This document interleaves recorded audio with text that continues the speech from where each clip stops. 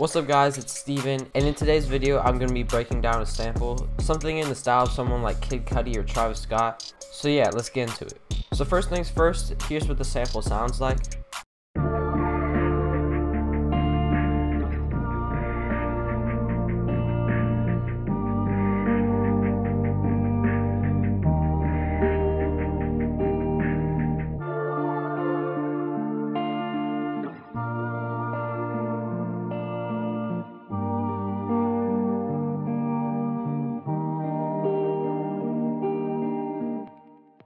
So as you can tell, it definitely has that Kid Cudi psychedelic vibe that you hear a lot of on the Man on the Moon 3 project. So the first thing I started with was this pad from Analog Lab, and here's what it sounds like.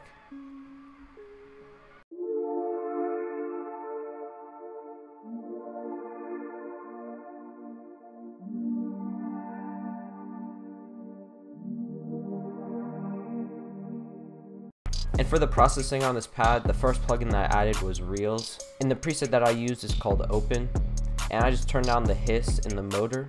The next plugin that I added was RC20, and I just used the Vinyl 1 preset to give it a little bit more warmth, and I also turned up the width knob to make it a little bit more stereo. And then the final plugin that I added was this EQ to take out a lot of the highs and the lows, and then I took out a little bit of the low end resonances.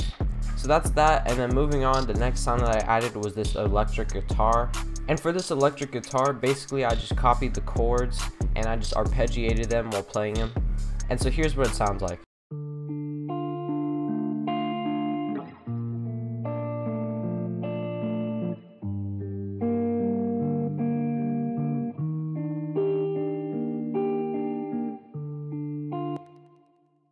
And for the processing on the guitar, the first plugin that I added was Guitar Rig, and I just used this Billy Single Grand preset, and then I turned off the psychic delay because I wanted to add my own delay. And then the next plugin that I added was this Valhalla Reverb, and I just changed the color to the 1980s, and I changed it to Dirty Hall. This just made it sound a little bit more ambient and spacey. And then after that, I added this Manny M delay from Waves.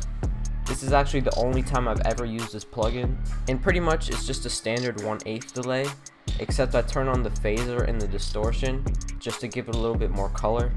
And then the final plugin that I added was this Pro Q3, where I took out a lot of the muddy lows and then I just boosted some frequencies that I liked. And then after the guitar, I went through and I found this drum break. This drum break is from a Shroom drum library, so if you want to check those out, be sure to go ahead. And basically I just found this one and I time stretched it to 152 BPM, and here's what it sounds like.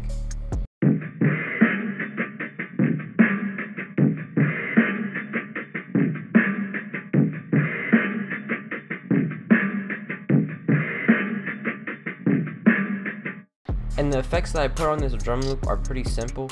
The first plugin that I added was this Guitar Rig with the Mo Beat preset in the drums category. And then the only other plugin that I added was this EQ, and I just filtered it. And then once I had the drum loops, the guitars, and the pads, I decided to add another synth pad underneath it. I just got this preset called Exit from the Mini Moog in Analog Lab 4. And here's what it sounds like.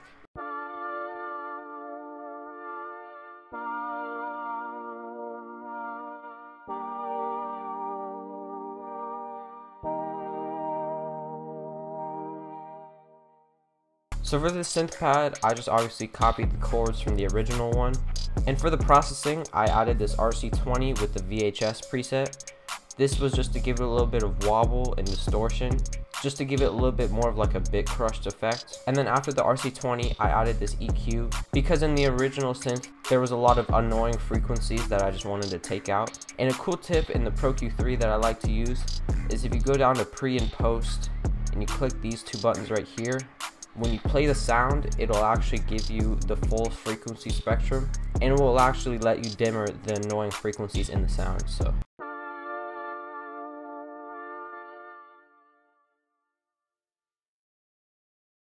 and then the second to last sound that I added was this one-shot effect from a Bass One and Pilgrim one-shot kit, and I just have it playing on the one each time. And so here's what it sounds like.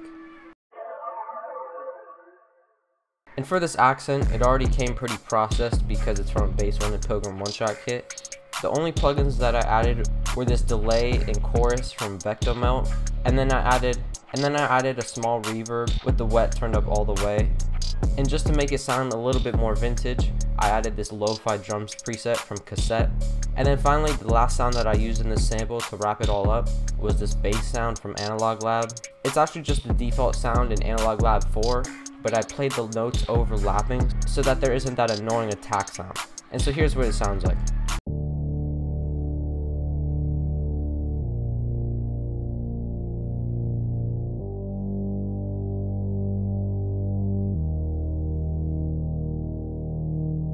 And for this bass, I tried to have that Mike Dean sound. So the first plugin that I added to beef it up was this R bass. And I just messed around with some of the knobs just to boost the low end a little bit more.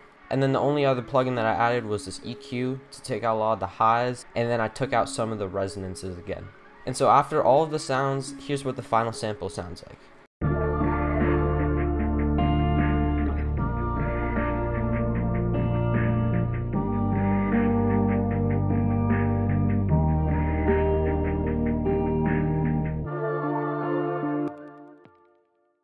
And then for the mastering, you guys have definitely seen me use this before in my previous videos, but here's a plugin that I use on every single one of my samples, and it's called Mid-Side Matrix by GHZ. And in this plugin, I just turned up the mid by 2 and I turned up the side by 4, and basically it just makes the sample sound much more full, and it also makes it sound a little bit more mastered. And so yeah, that's pretty much it for the whole entire sample. Let me know if you guys learned anything in the comments, and be sure to leave a like and subscribe if you did. Also be sure to go check out all my kits on Drumify. There's going to be a link down in the description. And be sure to go follow me on social media at StevenSchaefer_. And yeah, thanks for watching, and I'll see you guys in the next one. Peace.